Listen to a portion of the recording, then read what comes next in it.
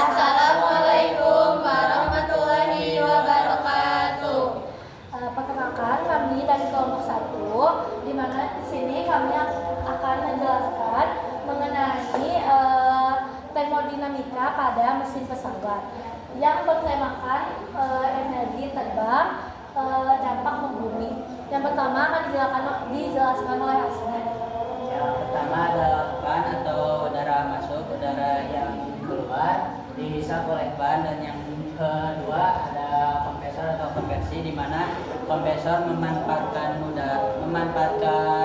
udara tekanan naik, suhu pun ikut naik. Dan yang ketiga ada kompresor saver atau pembakaran.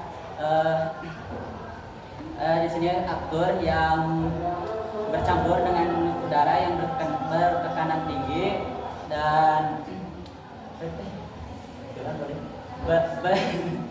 bertekanan tinggi menjadi reaksi kimia yang disebut energi kimia. Menjadi energi kimia lalu menjadi bahan bakar atau gas panas, suhu gas pun menaik drastis. Dan yang keempat ada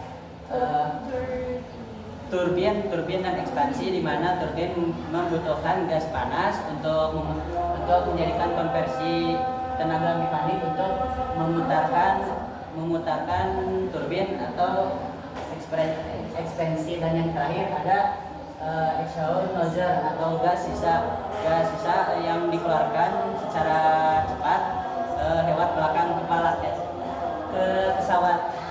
Ya, lalu hukum termodinamika yang ada pada mesin pesawat yaitu yang pertama hukum termodinamika satu, di mana energi kimia yaitu aftur yang dapat berubah menjadi energi panas dan energi mekanik yang memutar turbin dan dorongan, lalu ditambah dengan energi panas dan suara. Maka dari sini tidak ada energi yang hilang, tetapi bentuknya saja yang berubah. Lalu hukum termodinamika yang kedua yaitu tidak semua energi bisa berubah menjadi dorongan. Nah, sebagian lingkungan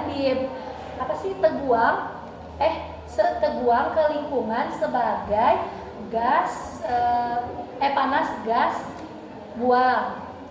Lalu di sini kita bisa tahu bahwa pesawat itu tidak memiliki efisiensi 100%. Meskipun pesawat itu memiliki efisiensi 100%, meskipun pesawat lebih efisiensi dari mobil,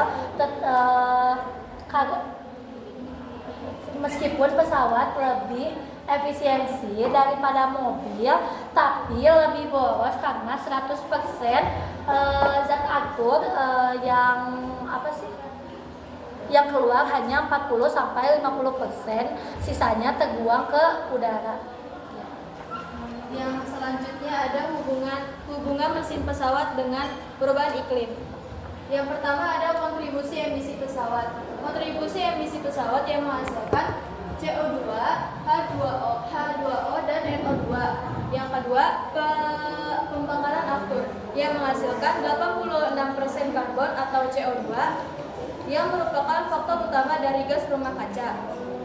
Data menunjukkan penerbangan menyumbang 2,2% emisi global. Sedangkan transportasi darat menyumbang 14%. Selanjutnya 14% hidrogen atau uap air. Uap air menghasilkan contrail dan awan cirrus. Contrail berguna untuk memantulkan panas matahari yang memberikan efek sejuk di bumi, tapi bisa juga menyerap panas inframerah yang kebanyakan lebih panas, lebih menyebabkan pemanasan lebih dominan. Terus NO yang bisa merusak atau membentuk ozon tergantung ketinggian.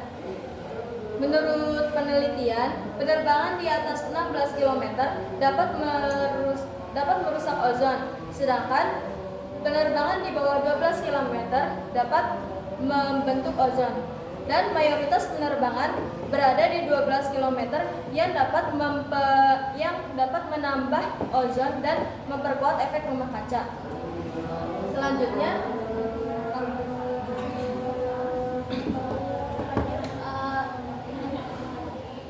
akibat emisi pesawat terhadap bumi dan kehidupan manusia. Efisiensi pesawat terutama CO2,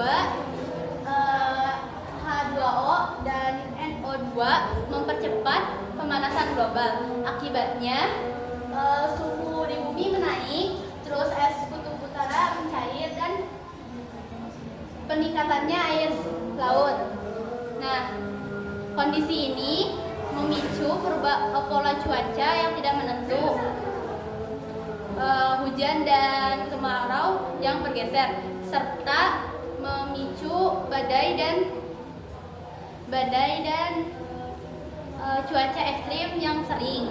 Selain itu juga ekosistem terganggu seperti spesies yang kehilangan habitatnya, terus pertanian berdampak karena krisis air, terus juga manusia yang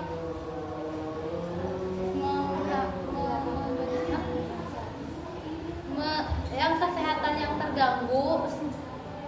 yang terganggu secara besar akibat gelombang panas.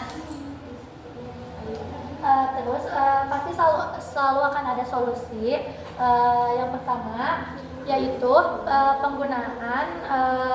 penggunaan pesawat modern dan efisiensi, lalu penggunaan bahan bakar alami, lalu optimalisasi penerbangan, lalu kompensasi karbon dan transportasi alternatif. Ya, kesimpulannya akan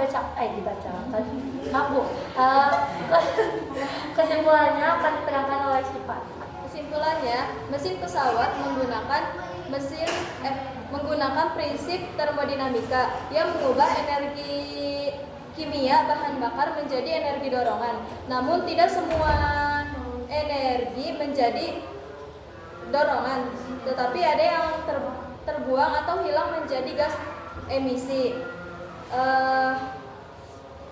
Meskipun hanya menyumbang 2,2% emisi global, dampak yang dihasilkan dari pesawat cukup besar, seperti pemanasan global,